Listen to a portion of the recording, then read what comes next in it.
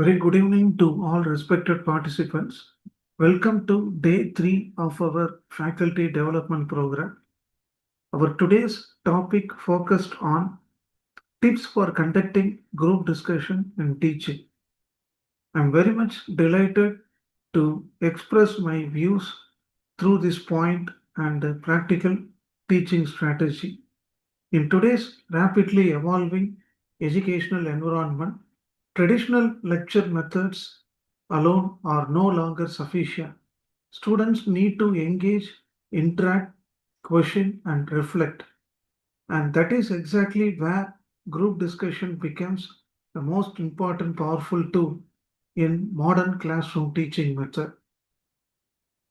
In this session, we will not just understand group discussions, but also learn how to design, conduct, and evaluate them effectively in your classrooms.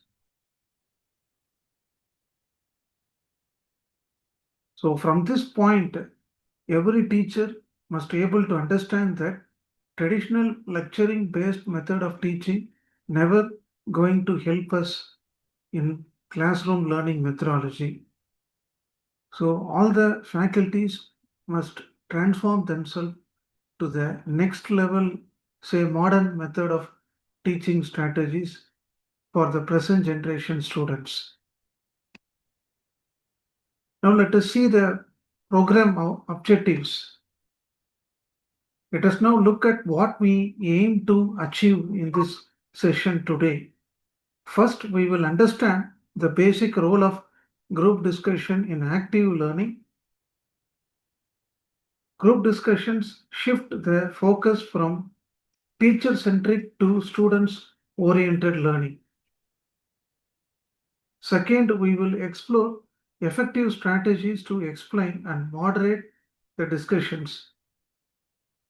Third, we will focus on encouraging students' participation and developing critical thinking. Not all students speak naturally, so we must create an equal opportunity for every voice to be heard in the discussion forum. Finally, we will understand how to assess discussion outcomes effectively. Assessment ensures that learning is measurable and meaningful. By the end of today's session, you should feel confident in integrating group discussions into your regular teaching practice. Now we will move on to the main topic for today's FTP session. Why group discussion highly matters. It promotes collaborative learning. Students learn not just from the teacher, but from each other's ideas, expressions, and perspectives. Second, it enhances the communication skills. Students improve their ability to express ideas clearly and also learn the art of listening actively.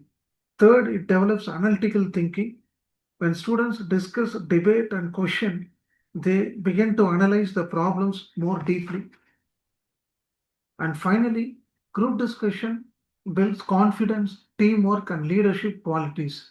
Students learn to present their own ideas, respect others' opinion, and work as a team. In short, group discussion transforms the classroom from a passive learning space into an active learning environment.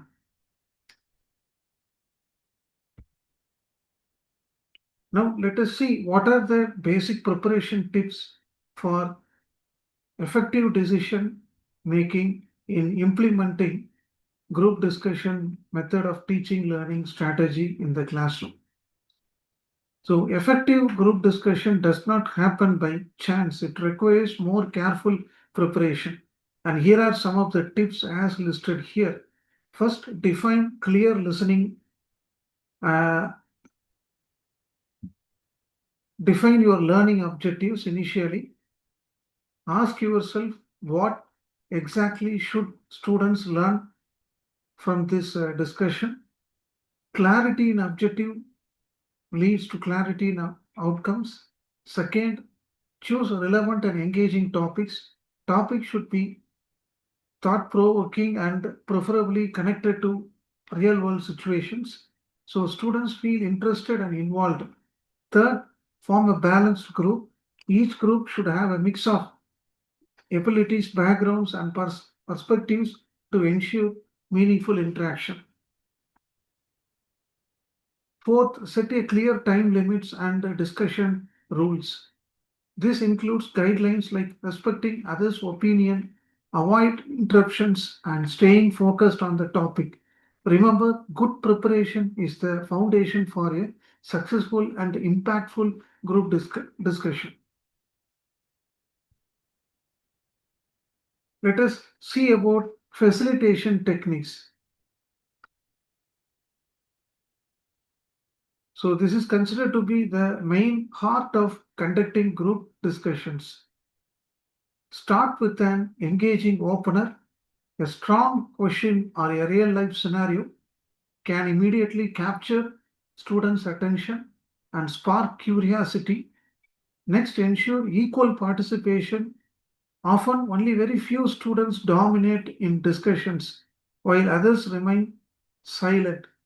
So, we have to give equal opportunity to all remaining other students to speak in the discussion forum.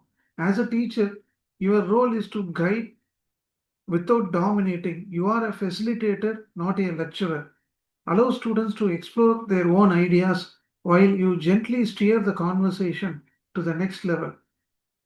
And finally, use some probing questions like, can you explain further? Do you agree or disagree? Why do you think so? Like that. So you have to pose the questions, and these questions encourage deeper thinking and help students move beyond the surface level answers. A skilled facilitator can transform a simple discussion into a impactful and powerful learning experience in the classroom.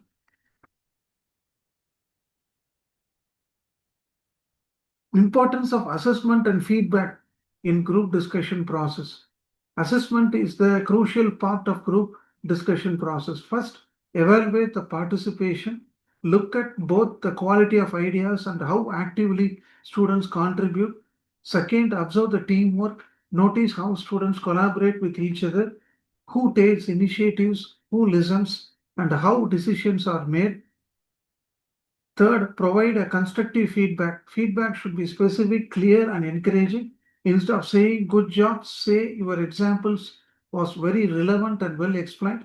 Finally, summarize the discussion outcomes, highlight the key points, connect them to learning objectives, and reinforce the concept discussed. Effective assessment ensures that discussion leads to meaningful learning and continuous improvement.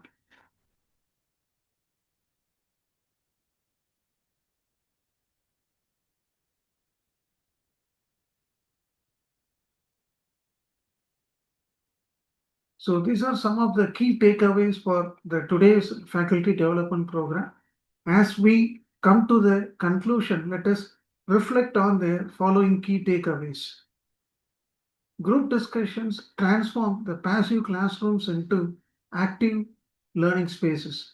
A skilled facilitator plays an important role in improving the students' engagement and knowledge retention.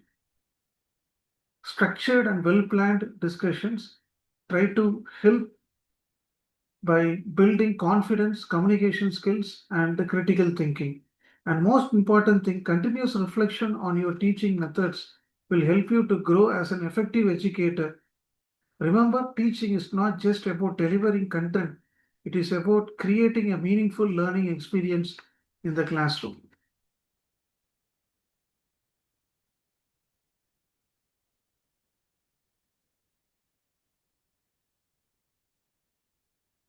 Before I move on from the today's FDP session, I would like to formally thank each and every individuals. So thank you for your valuable time and active participation. I hope this today's session has provided you with practical insights that you can apply in your classroom teaching methodology. Let us continue to innovate, engage, and inspire our students through effective teaching practices. Thank you once again and have a wonderful day.